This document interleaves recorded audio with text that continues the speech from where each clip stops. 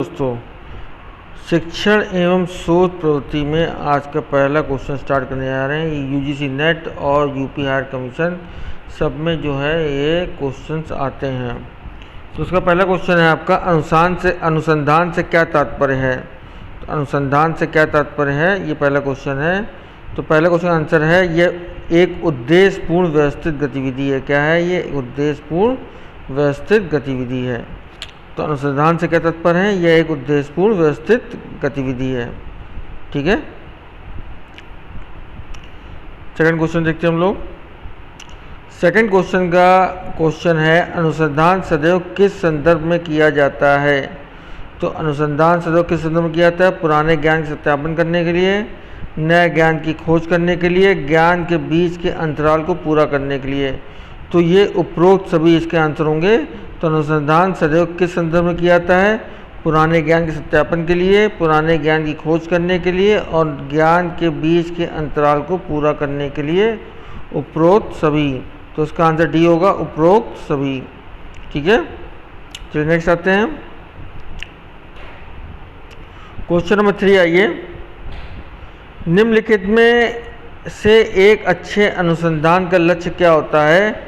इसका उत्तर है बी, सिद्धांतों और सामान्यीकरण का विकास करना। तो अच्छे अनुसंधान का लक्ष्य क्या होता है? सिद्धांत और सामान्यीकरण का विकास करना। तो क्या होता है? सिद्धांत और सामान्यीकरण का विकास करना। इसका आंसर बी होगा। निम्नलिखित में एक अच्छे अनुसंधान क्या लक्ष्य होता है? सिद्धांत और सामान्यीकरण का विकास करना। ठीक है,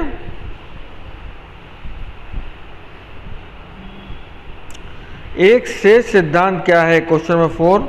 तो एक शेष सिद्धांत जो है अध्ययन विषय में घटनाओं का व्यापक स्पष्टीकरण होता है। तो एक शेष सिद्धांत क्या है? अध्ययन विषय में घटनाओं का व्यापक स्पष्टीकरण होता है। तो अध्ययन विषय में घटनाओं का व्यापक स्पष्टीकरण होता है, ये कहलाता है एक शेष सिद्धांत। तो उसका आंसर सी होगा। सी करेक्ट आंसर है। नेक्स्ट आइए। निम्नलिखित में कौन सा विचार यह दर्शाता है कि ज्ञान अनुभव से आता है? ये क्वेश्चन नंबर 5 है।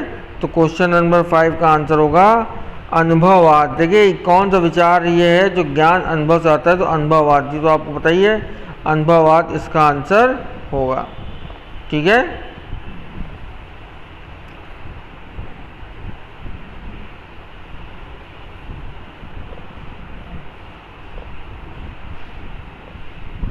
क्वेश्चन नंबर 6 में आते हैं।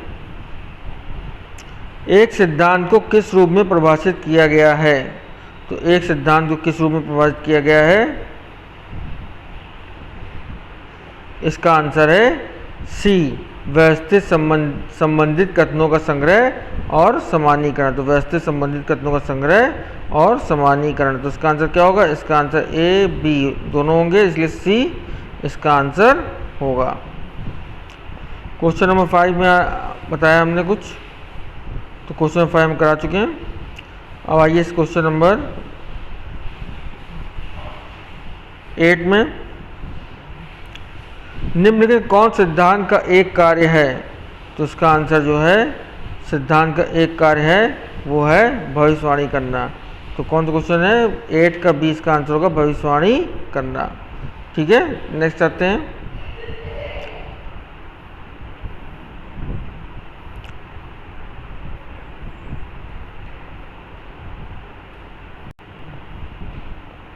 Question number 9। 17वीं शताब्दी के महान दार्शनिक जो यह जानते थे कि मानव मस्तिष्क जन्म के समय कोरे कागज की तरह खाली है और यह कि सबसे अधिक ज्ञान संवेदी अनुभव के माध्यम से प्राप्त होता है। ये किसने कहा था? ये कहा था लोके ने। किसने कहा था? ये कहा था आपके लोके ने। ठीक है,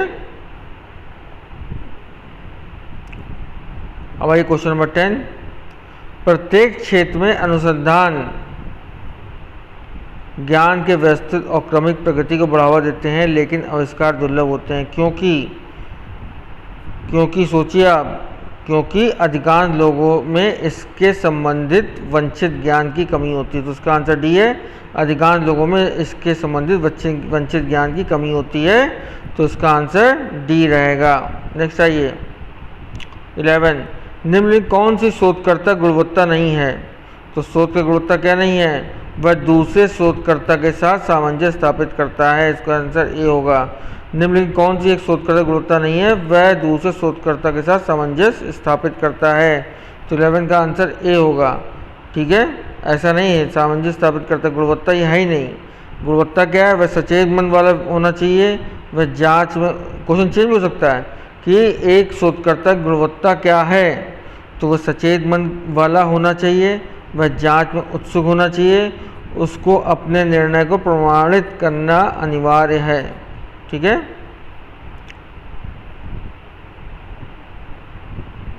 क्वेश्चन 13 देखिए। निम्नलिखित में से अनुसंधान की गुणवत्ता किससे आंकी जाती है? तो इसका आंसर है बी आपका अनुसंधान के संचालन अपनाई गई पद्धति से। तो निम्नलिखित अनुसंधान की गुणवत्ता किससे की जाती है? अनुसंधान के संचालन में अपनाई गई पद्धति से। ठीक है, तो इसका आंसर बी होगा। 14 आइए। निम्नलिखित में से किसी एक ही समस्या के कई स्वतंत्र अध्ययन के परिणामों पर आधारित सांख्यिकी आंकड़ों का मूल्यांकन करने की विधि को व्यवस्थित करने के रूप में परिभाषित किया गया है। तो ये क्या कहलाता है? ये कहलाता है मेटा विश्लेषण। तो निम्नलिखित में किसी एक ही समस्या के कई स्वतंत्र अध्ययन के परिणामों पर आधारित सांख्यिकी आंकड़ों का मूल्यांकन करने की विधि को व्यवस्थित करने के रूप में परिभाषित किया गया है। तो ये कहलाता है मेटा विश्लेषण। क्या कहलाता है? मेटा विश्लेषण। तो निम्नलिखित में किसी एक ही समस्या के कई स्वतंत्र अध्ययन के परिणाम पर आधारित सांख्यिकी आंकड़ों के मूल्यांकन करने की, तो सांख्यिकी जो आंकड़े हैं उनके मूल्यांकन करने की विधि को व्यवस्थित करने के रूप में परिभाषित किसे किया गया है? ये मेटा विश्लेषण को परिभाषित किया गया है। क्वेश्चन 15 आइए। एक शोध का अध्ययन की गुणवत्ता किस आधार पर मूल्यांकन किया जाता है? तो किस आधार पर मूल्यांकन किया जाता है? तो ये किया जाता है आपका सी, जिससे कठोरता से लागू किया जाता है। तो एक शोध का अध्ययन गुणवत्ता किस आधार पर मूल्यांकन किया जाता है? जिसे कठोरता से इसको लागू किया जाए। नेक्स्ट आइए। निम्नलिखित में कौन सा कथन सत्य नहीं है? 16 क्वेश्चन। तो इसका डी जो है आंसर आपका सही नहीं है। अच्छा शोधकर्ता एक अच्छा व्यक्ति होता है। देखिए कहीं कहीं कुछ क्वेश्चन मिसप्रिंट हो रहे हैं, जहाँ 13 है कहीं 13 आपको नहीं दिखे 14 आ गया, तो वो हम लोग की जो टाइपिंग मिस्टेक है उससे हो गई है, लेकिन आंसर आपके सब सही बता रहा हूँ। तो अच्छा शोधकर्ता एक अच्छा व्यक्ति होता है, ये कथन सत्य नहीं है। सत्य क्या है? ये अपेक्षा की जाती है कि शोधकर्ता एक विस्तृत अध्ययन वाला व्यक्ति होगा। तो ये अपेक्षा की जाती है भाई शोधकर्ता जो है वो विस्तृत व्यक्ति होगा। एक अनुसंधान दूसरे अनुसंधान को जन्म देते हैं, ये भी सही है। सभी शोधकर्ता वर्तमान ज्ञान की वृद्धि में योगदान देते हैं, ये भी सही है। निम्नलिखित में पत्र साहित्य में कौन अनुसंधान कार्य के प्रकाशन का विशेष रूप है? तो ये आप जानते हैं जनरल है।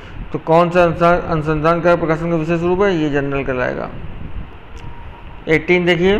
निम्नलिखित में से आधुनिक समाज में अनुसंधान के मुख्य कार्य कौन कौन से हैं? तो उसके मुख्य कार्य कौन कौन से हैं? पहला है ज्ञान के क्षेत्र में प्रगति के साथ गति बनाए रखना। सेकंड है नई चीज़ों खोजना। और फोर्थ है स्रोतों के गंभीर रूप से व्यवस्थित जांच एवं विश्लेषण करना। तो इसका आंसर ए सही होगा। ज्ञान के क्षेत्रों में प्रगति के साथ गति बनाए रखना, ठीक है, नई चीज़ों खोज करना, स्रोतों की गंभीर रूप से व्यवस्थित जांच एवं विश्लेषण करना।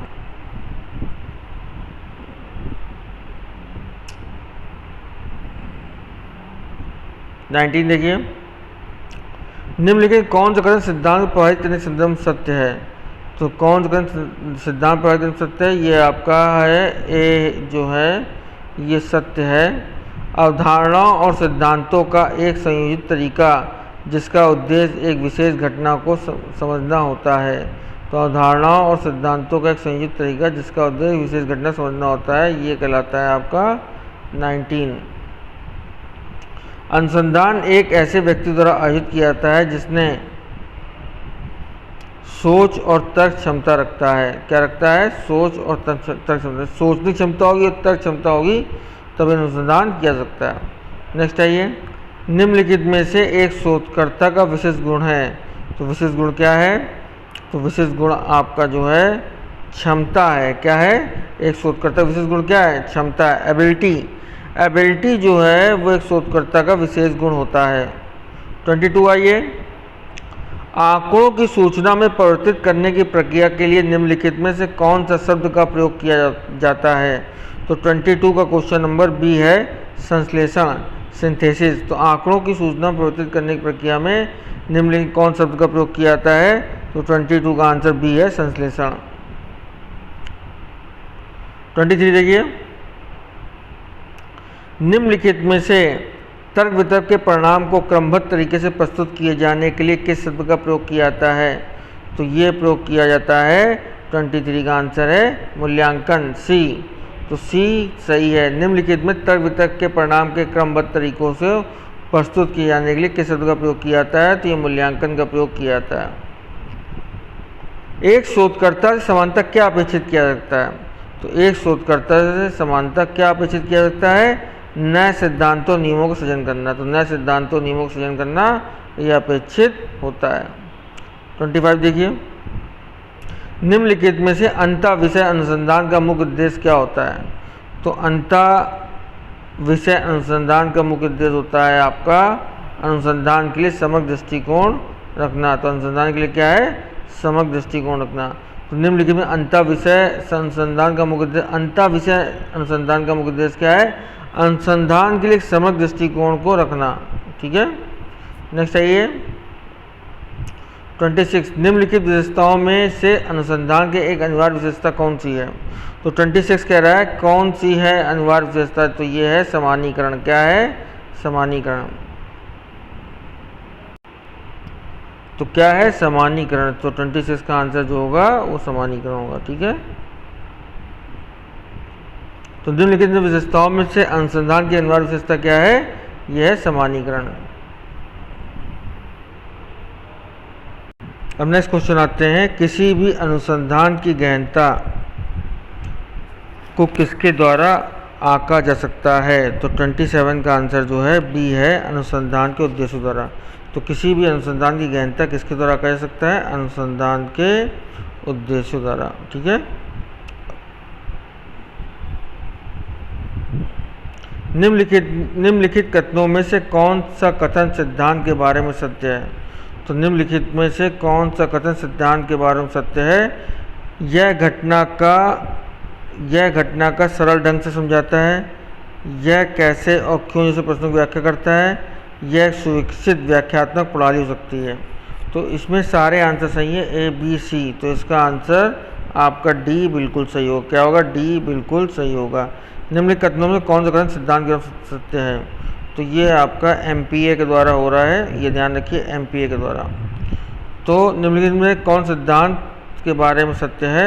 ये घटना का सरल ढंग समझाता है, ये कैसे और कैसे प्रश्नों की व्याख्या करते हैं, ये एक सुविकसित व्याख्यात्मक प्रणाली हो सकती है, उपरोक्त सभी। 29 देखिए, निम्नलिखित में से कौन से सिद्धांत के कार्य हैं?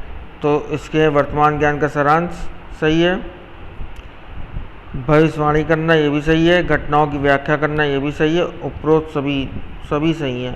तो वर्तमान ज्ञान का सारांश क्या है? भविष्यवाणी करना, घटनाओं की व्याख्या करना, ये सारे आपके सही हैं।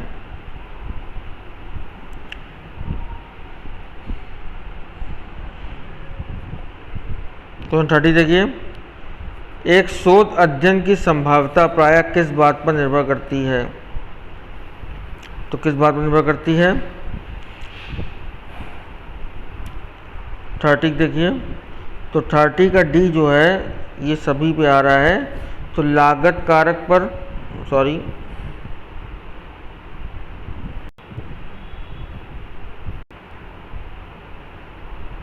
क्वेश्चन 30 देखिए, एक शोध अध्ययन की संभाव्यता प्रायः किस बात पर निर्भर करती है?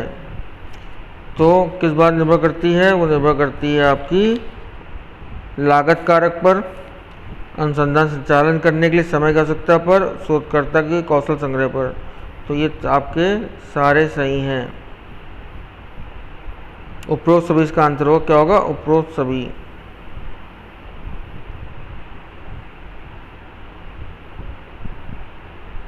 32 देखिए, प्रयोगात्मक अध्ययन किस पर आधारित होता है? प्रयोगात्मक किस पर आधारित होता है? तो 32 का आंसर जो है आपका सी है, जिसमें एकल चर का सिद्धांत और कार्य साधन। तो एकल चर का सिद्धांत और कार्य साधन सी दोनों होंगे। निम्नलिखित कौन सी स्थिति एक प्रत्यक्षवादी द्वारा ज्ञान प्राप्त करने के संदर्भ में अपनाई जाती है? तो कौन सी अपनाई जाती है? तो 33 का बी है, वैज्ञानिक अनुसंधान के मूल्यमुक्त अनुभवजन्य टिप्पणियों पर आधारित होना चाहिए। तो प्रत्यक्षवादी द्वारा ज्ञान प्राप्त करने के संदर्भ कौन अपनाई जाती है? वैज्ञानिक अनुसंधान के मूल्यमुक्त अनुभवजन्य टिप्पणियों पर आधारित होनी चाहिए। निम्नलिखित में कौन सी स्थिति एक प्रत्यक्षवादी द्वारा ज्ञान प्राप्त करने के संदर्भ अपनाई जाती है? तो बता ही चुके हैं आपको, फिर से आ गया। निम्नलिखित में कौन सा एक दृष्टिकोण है जो कि इस धारणा पर आधारित है कि सामाजिक घटनाओं के कारण और प्रभाव को परिपेक्ष में समझाया सकता है? तो इसका आंसर जो है ए है, प्रत्यक्षवाद। क्या है? प्रत्यक्षवाद।